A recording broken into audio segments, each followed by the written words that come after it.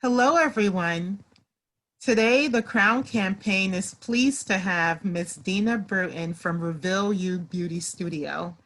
From the beginning, Ms. Bruton knew she was different. When girls her age were playing with dolls, she was intrigued with magazines and the beautiful things she saw in them.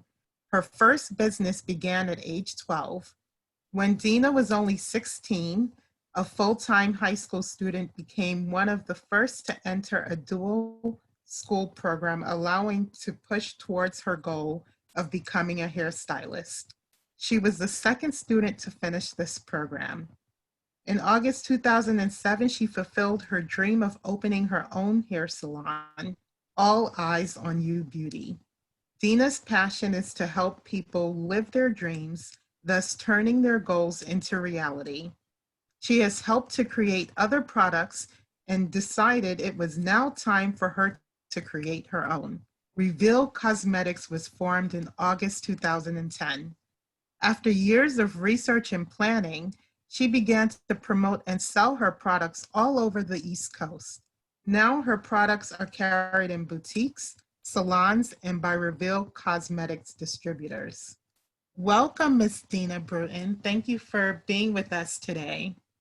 Hey, I'm so happy to be here with you. So today we are going to delve right in and explore many questions that we have regarding hair discrimination and our crowns. And so I'll start first with asking, tell me about your background as a hairstylist. So, I first like to start off just saying this.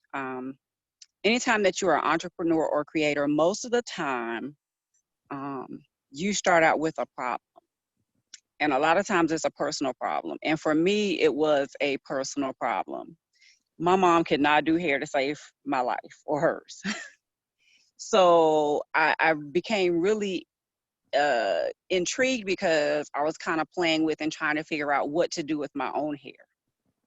So that's how I somewhat got into hairstyling at a really, really young age. After I started figuring out what to do with mine, I had family members, friends, wanted me to do their hair. So that's kind of how I realized what I wanted to do, what my passion was when it came to um, the beauty industry in the beginning. Um, I went on again, like you just said, and I entered a program while in high school that allowed me to do my studies of cosmetology while started when I was in high school. And then I finished a little after high school was over. So that's kind of how I got into being a cosmetologist. Oh, that's great. Thank you. It's so wonderful to hear about your background and the influence of your family and friends. Um, what type of discrimination are you coming across in your line of work? Um, I come across a lot of discrimination. Um, One, because I have a very diverse clientele now, but the discriminations that I come across largely are those against Black people or people with curlier hair in the workplace. Um, a lot of times, professionals, larger companies, um, they expect you to look a certain way and they're basing it off how they look or what their um, beauty is different to everyone. And what I think is beautiful may somebody else may not, find that as attractive. And at times that's the issue in the workplace. And when you are dealing with organizations that are more so run by people with straighter hair, lighter complexions, their assumption is that how we look is not necessarily acceptable. So that's largely what I find that my clients deal with. Um, I've been discriminated against myself because I am a little different than what some people think, you know, a ethnic woman, a Black woman should look like, um, due to the fact that I like my hair blonde. And, you know, it becomes a subject of discomfort for some people who don't get it. And my question to them is, why do you need to? You know, but, you know, it's just something that makes them feel uncomfortable, and they want to do something about their discomfort quickly and easily instead of becoming knowledgeable. Hmm. Yeah, and thank you for lifting that up. And so when you're coming across the discomfort of other people, how do you navigate that?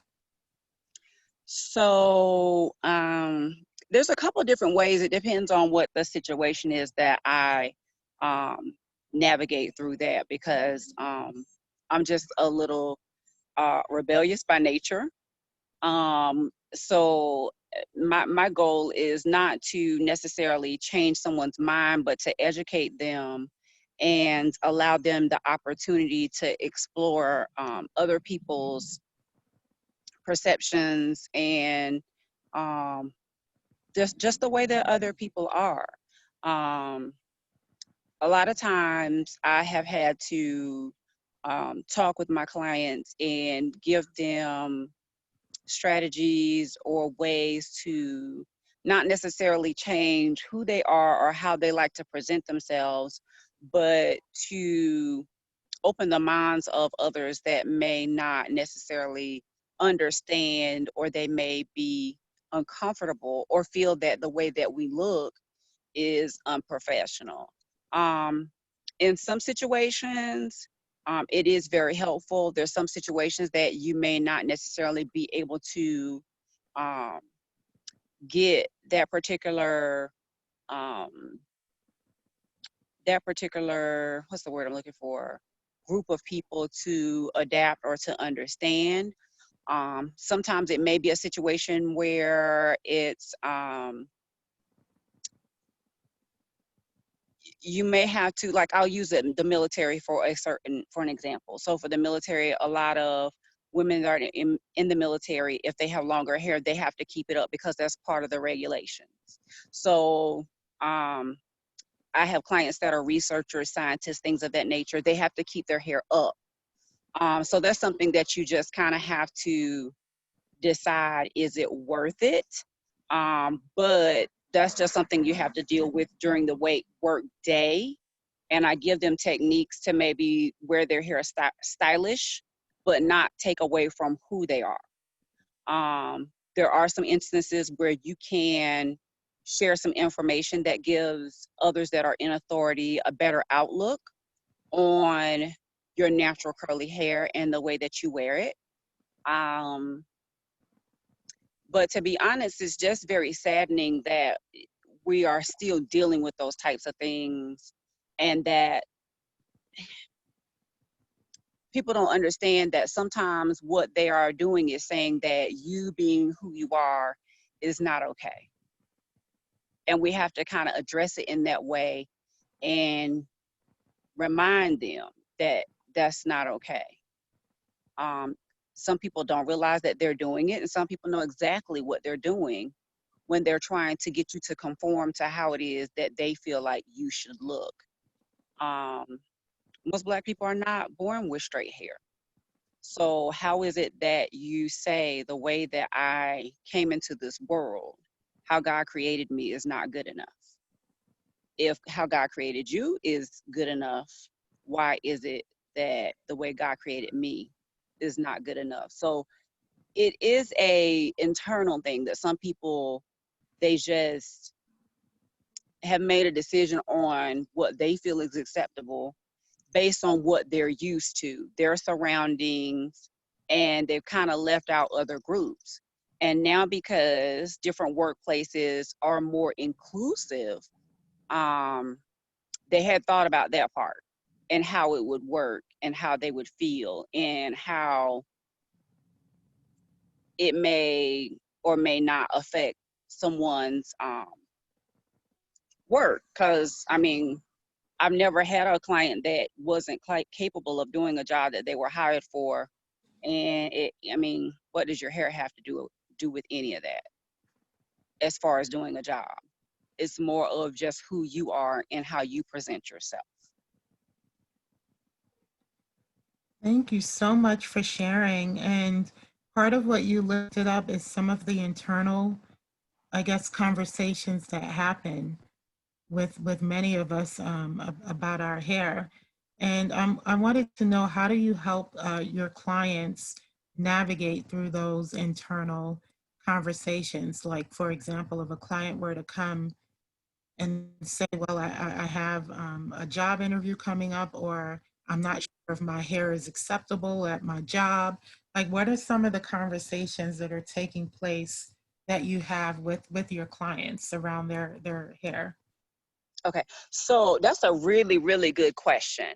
Um, Anytime that I am working with a client on their overall image, especially when it relates to their hair, I tell them to do lots of research. And a lot of people, have said to me, well, that doesn't make any sense. Why would I have to research or think about those things? How does that factor into me getting a job, not getting a job, getting a promotion, getting a raise? How does that figure into any of that?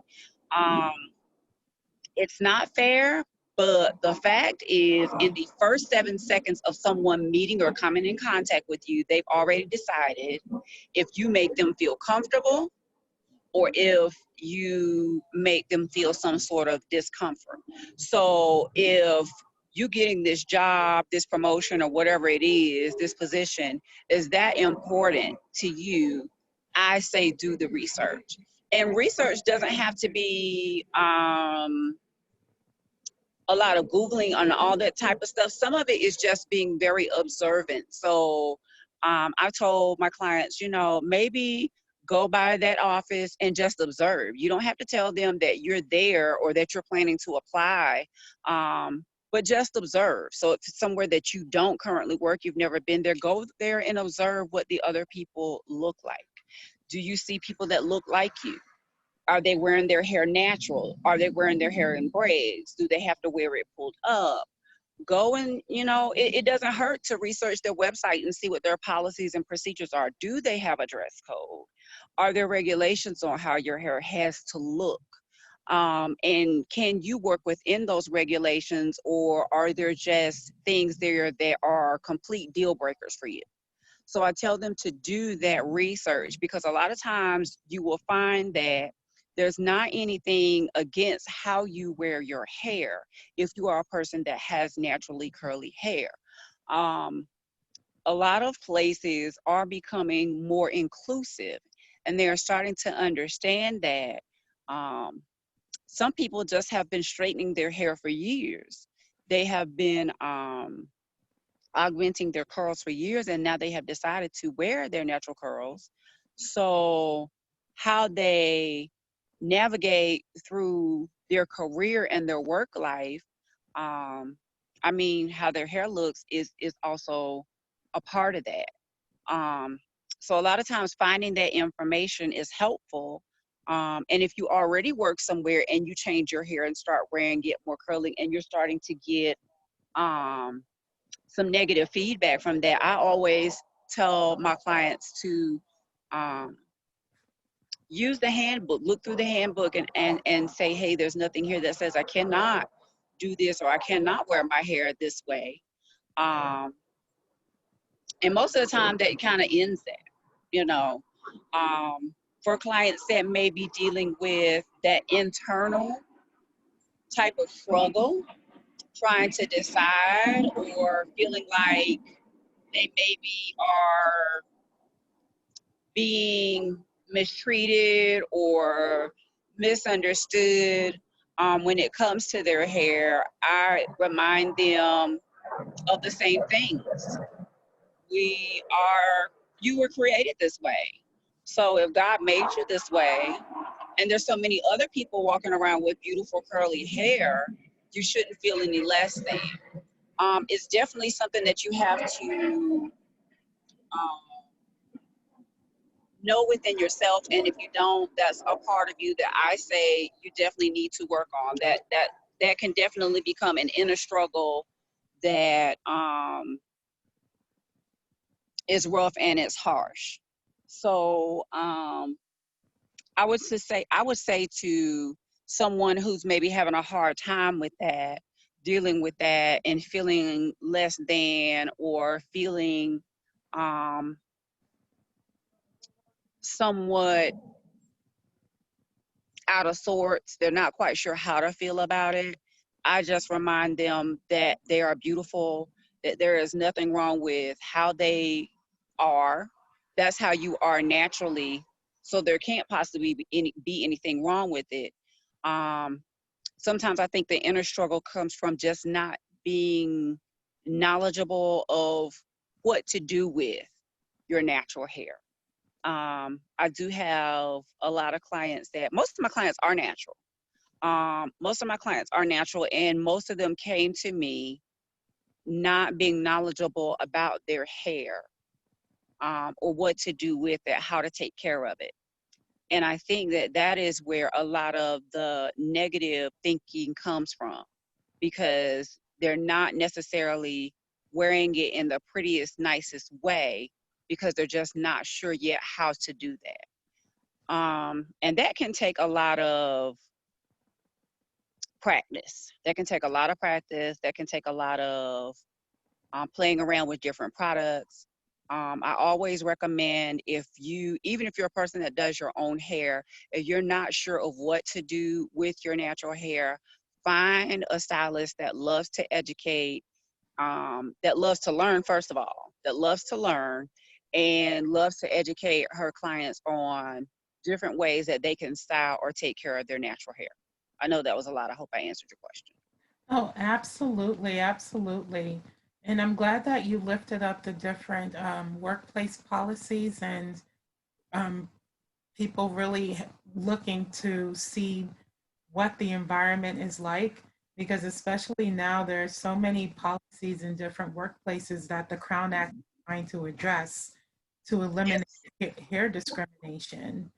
And And sometimes you will find that there will be individuals that will try to um, what am I? So I know you've heard of the like the unspoken rule in certain situations. Like there's an yes, unspoken rule in certain. So sometimes people try to turn an unspoken rule that they've created for themselves, and they try to put it on you. If it's not a part of company policy, then you can't do that. It has to be something in company policy that says that I have to do this a certain way, and not a supervisor or a manager who just wants to make themselves more comfortable, because that's what it boils down to at the end of the day.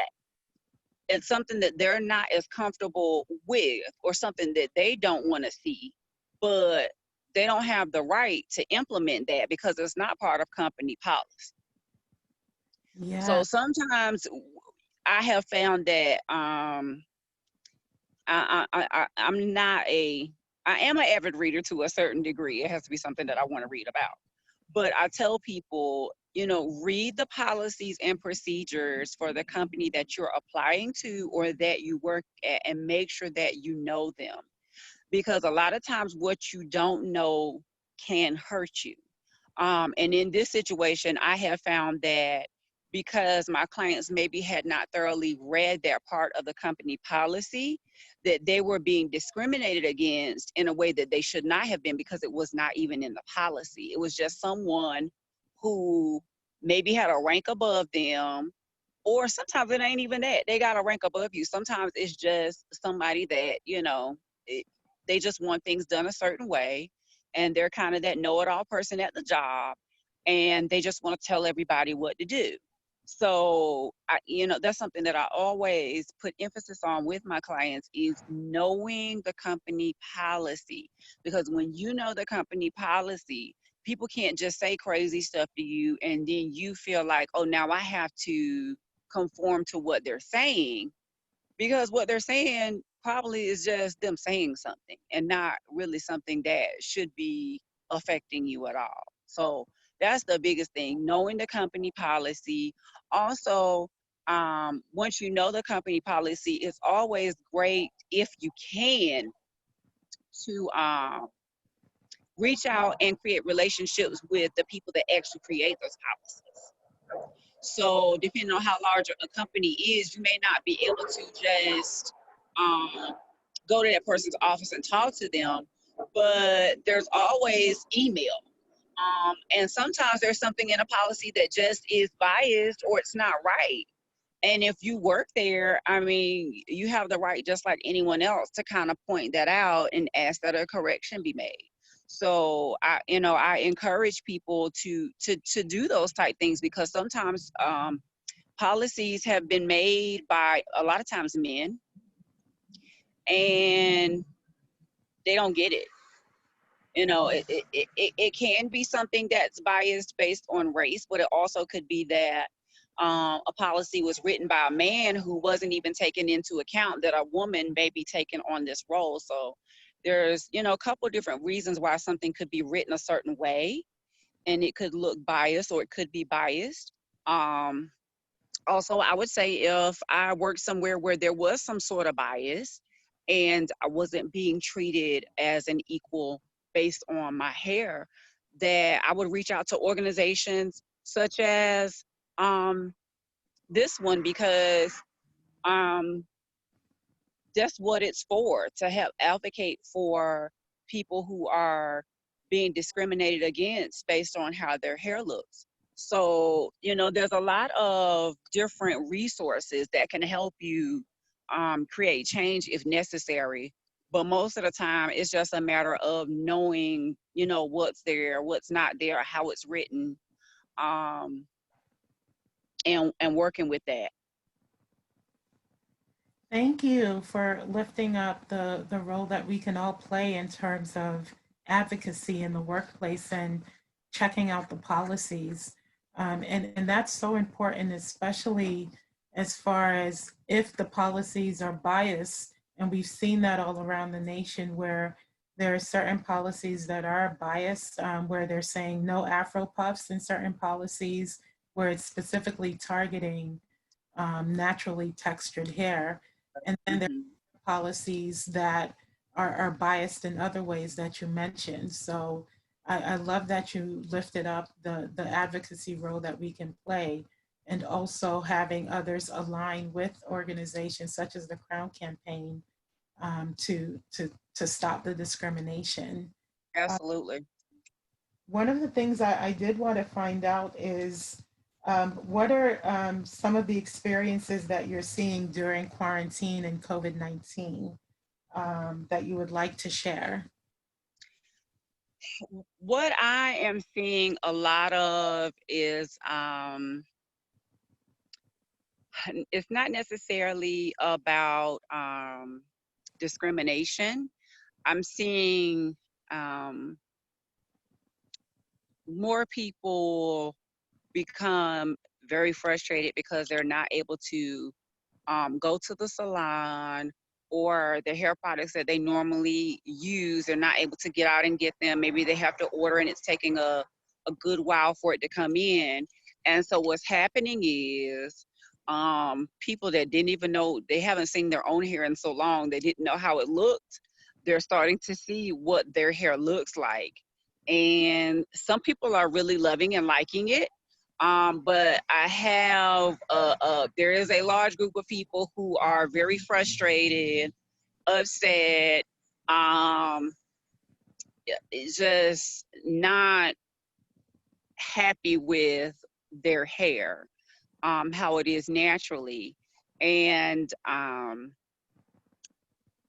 as you can see, I love, I love blonde hair. I've been blonde for, I don't know, more than 10 years. Um, and I could go and not be a blonde. I love my hair blonde, but I still like who I am without the blonde. And so what I'm finding is some people are not even conscious of how their hair looks.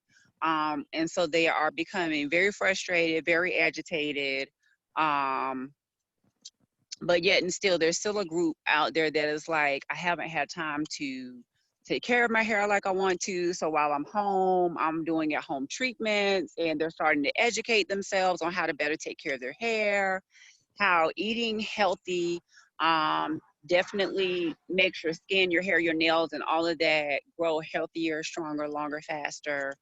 um I'm just seeing a lot as far as the negativity, what I consider it to be negativity, that we don't have patience with ourselves. We don't have patience with our hair sometimes. Um, and because of past trauma, some of us still are holding on to things that don't serve us well. So during this quarantine, I definitely have had to work to re-educate people about, it's always been this thing in the Black community about good hair and bad hair. There's no such thing. All hair is good.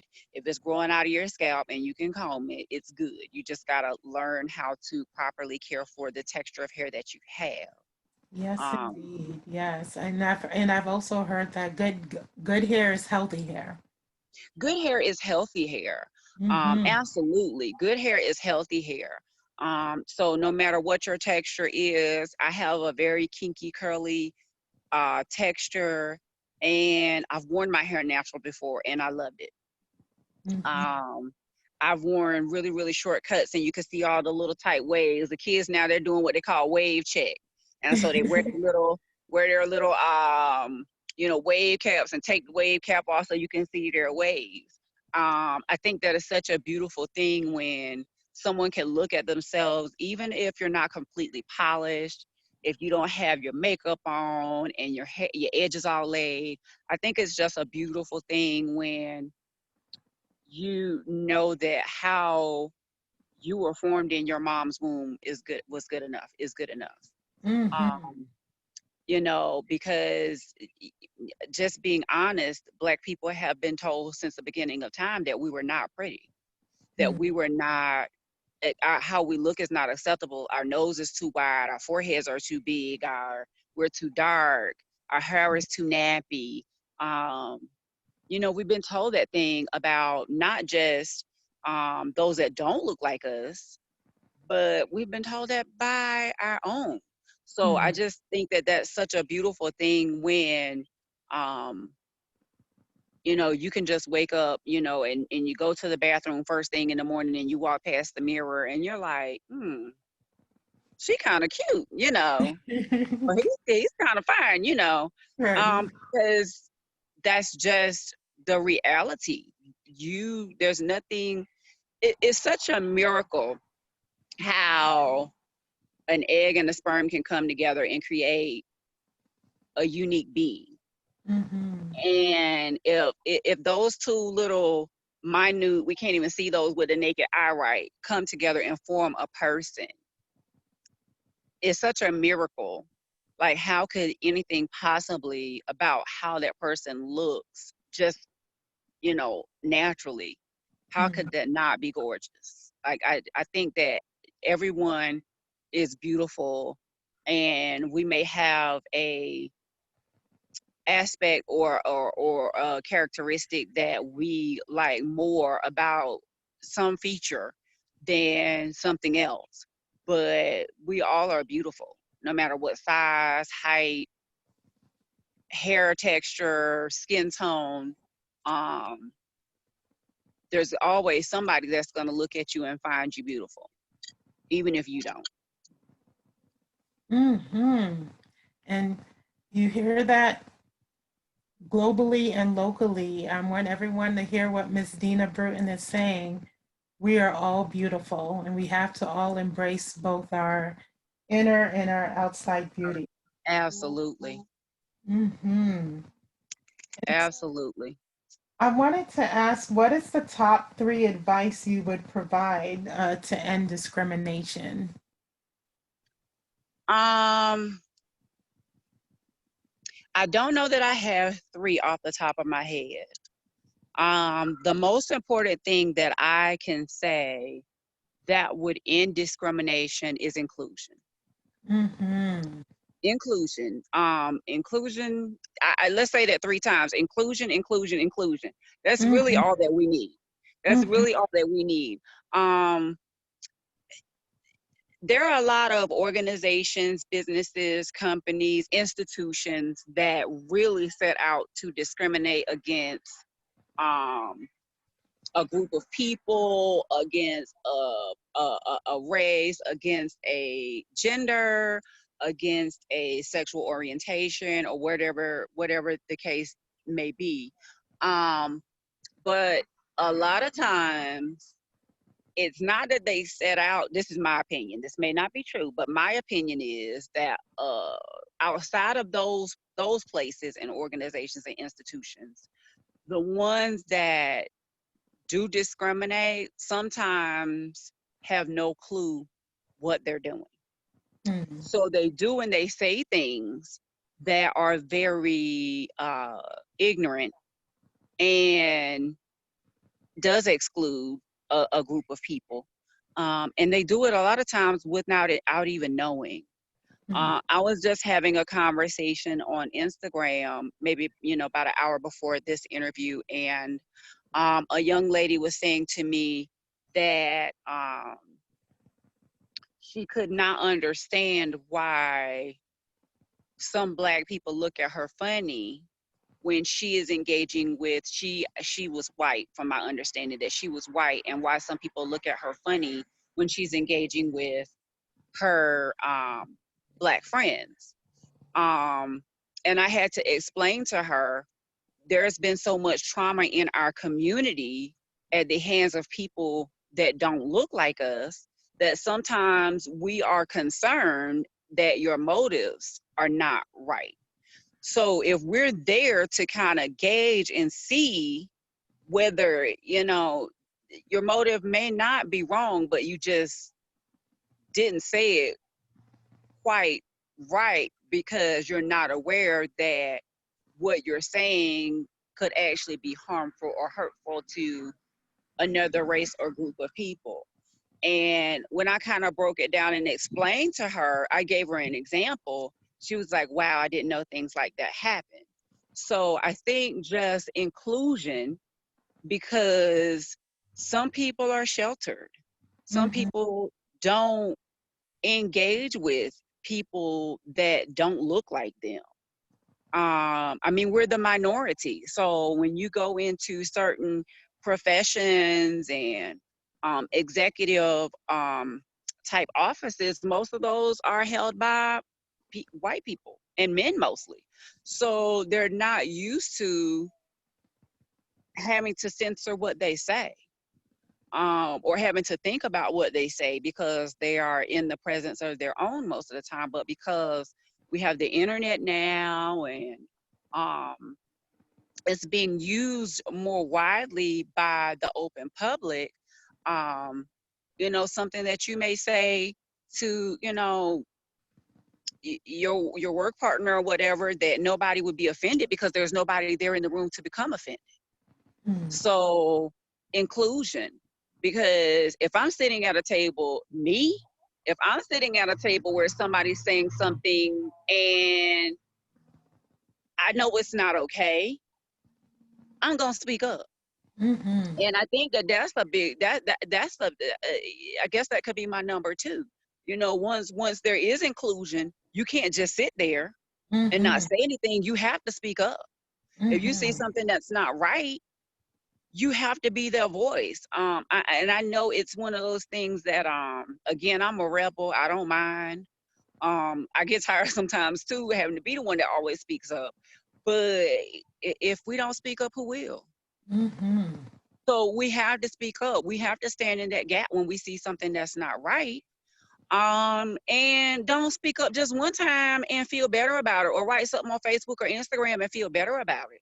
Write a letter, show Mm-hmm. up, go to these meetings, be a part of the solution, educate those around you. Bring it up, Mm-hmm. bring it up. Um, I would say probably about 40% of my clientele is not Black. And most of them feel very comfortable asking me certain things about, I mean, just, you know, what's going on right now. We've got, you know, several different very, I don't even have the words really to to say, you know, what's going on right now with the loss of life, and different things that are going on with the pandemic. Um, but whatever words come to my mind when somebody's talking about it, if they are not talking in a way that sits well with my spirit, or I know it's not factual, we're gonna have to have a conversation. We have to make a decision to stand on the side of what's right, even when it's not comfortable or it's not affecting us. Because that's the biggest problem. When something is not directly affecting us, we will step back, we will ignore it. You know, it's not bothering me, so I ain't gonna say nothing. It's not my child, so I'm not gonna say anything. I didn't get tased, I didn't get picked on, I didn't get ridiculed at work, so I ain't gonna say nothing. So, you know, we have to take on that role, and it's not always, because some people say we're speaking up for those that cannot speak for themselves. That is not always true. But the way to create change is for us to stand up in numbers. It cannot be one or two of us. It has to be everybody who sees a disservice and an injustice of every nationality, color, and creed. If you see something that is not right, we have to start speaking up, and we have to make our voices heard. I do have a number 3. I got number 3. Vote with your money. Vote with your money. When you want change, and the way you change makes things change is you vote with your money. So I'm gonna give this example, and I hope I'm not going off on a tangent that I'm not supposed to, but this is just the example that it keeps coming back, especially with the pandemic going on. So you guys see my nails, right? They're like, this one isn't broken. I keep these two short because I have to braid hair for my clients that get installs. So when anybody think my nails messed up, they're not. But you see my nails, right? I do my own nails. Oh, wow. Before I did my own nails, I had an American technician. The reason that I searched for and sought out an American technician was because I was tired of going to where I'm from. It's small, it's country, and the nail shops were all like the Vietnamese places, the Asian places, right? Nothing wrong with that. Nothing wrong with going to them. Let me go in and make that clear. There's nothing wrong with going to them, but you need to be going to people that respect your dollar. If they do not respect you, they do not respect your dollar. So the reason that I stopped going where I was going was because they didn't respect my time. I would have an appointment, or I would come in and I would have to wait forever. But you know, you say you're a walk-in place. So what I decided to do is, because they were not respecting me as a person or as a professional, because my license allows me to do nails. I said, you know what? I'll just start doing them myself, because then I can do it on my time, and it's not going to affect anything that I have going on. But they were being very disrespectful to me as a consumer. So I'm not going to keep giving you my money. I'm not. So I went and found someone else who took me when they were supposed to take me in. You know, if I have a 12 o'clock appointment, I expect to be getting my nails started by 12:15. You know, respect me in that way. And you know, I just saw in the area that I'm from, those people did not respect us. They will take your money. They have no problem taking your money. but they didn't respect me. So no, I'm not going to continue to give you my money. So any business or institution or organization that mistreats me or people that look like me can no longer get any of my coins, Mm-hmm. because some people, that's all they understand. Some people understand violence. Some people understand um, you separating yourself from them.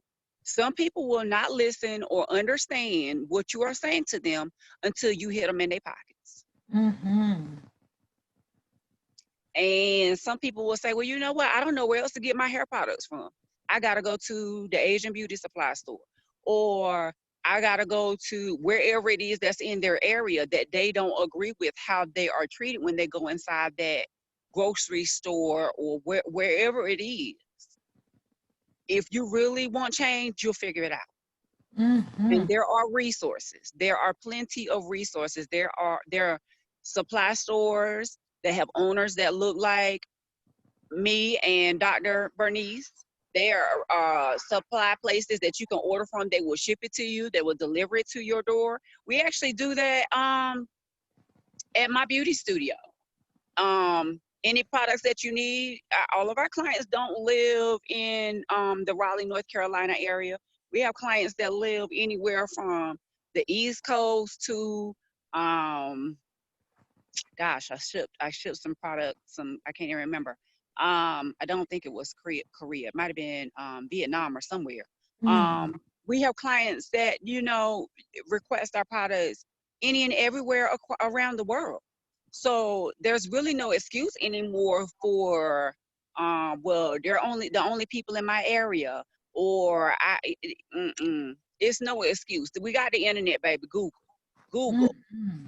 Google is your friend. If something is not right, there is definitely another alternative. You just need to find out what they are. Well, thank you so much for sharing your wisdom and advice and for sharing the top three. And for all of our audience members who will be listening, the top three were inclusion, standing up and speaking up when you see something is wrong. And then the third is vote with your money. So thank you so much for sharing that. And if you could share with our audience, we're just so happy to have Black female entrepreneurs, and we know that we need more entrepreneurs out there. Please share more about your products, where people can buy them, more about your business, and anything else you would like to share with the audience. Okay. So the first thing I'm gonna tell you guys is, first of all, thank you so much, Crown Campaign, for having me. Dr. Bernice, you have been such a wonderful host. I have enjoyed talking with you. Thank you to everyone that is going to see this. The first thing that I will tell you to do is go connect with me on all social media platforms, and you're gonna find me at Reveal You Beauty Studio, and you'll find us on Facebook, Twitter, Pinterest, Instagram. We're on Instagram posting things all the time. Reveal You Beauty Studio. Our product line, well, let me go back. Reveal You Beauty Studio. So our main thing is teaching and educating about beauty, fashion, and trends. So yes, we do provide products, um, but we are most interested in educating you properly. Anytime that you hand a woman education, they can take that knowledge and they can share it with other people, so that other people now have that knowledge. So that's the first thing. So go and find us on our social media. So while we're posting and talking about certain things, you'll become further educated and you can share that with someone else. Um, you'll also be able to find our products there. Our cosmetics company is Reveal Cosmetics. We have a full array of cosmetics for women of all complexions and their level of glam. So you can see I love to do a full bead, some nice eyelashes, brows, and all that good stuff, but that may not be your thing. We want to teach you to do your hair and beauty your way. So you'll also find that information there. We're located in Raleigh, North Carolina. However, we are virtual and we do travel. So we're always open to coming and training. A group of women are doing one-on-ones, and we also do training and mentorship with stylists and salon owners. So it's a multitude of stuff out there, and I don't want to bombard you guys with that stuff, but you could just go and find us on social media as well as revealcosmeticsonline.com. Well, thank you so much for sharing your wisdom and your gifts with us. We are very, very grateful. And to our audience members, to find out more about the Crown Campaign, please visit www.crowncampaign.com. Our goal is to end discrimination and injustice, including hair discrimination. And on the website, you'll find advocacy resources for policy, as well as having conversations one-on-one with your community in order to really be the change that we want to see to end discrimination. So thank you again for joining us today, and thank you, Ms. Dina Bruin, for your wisdom and knowledge. Thank you so much for having me. I love to be able to share.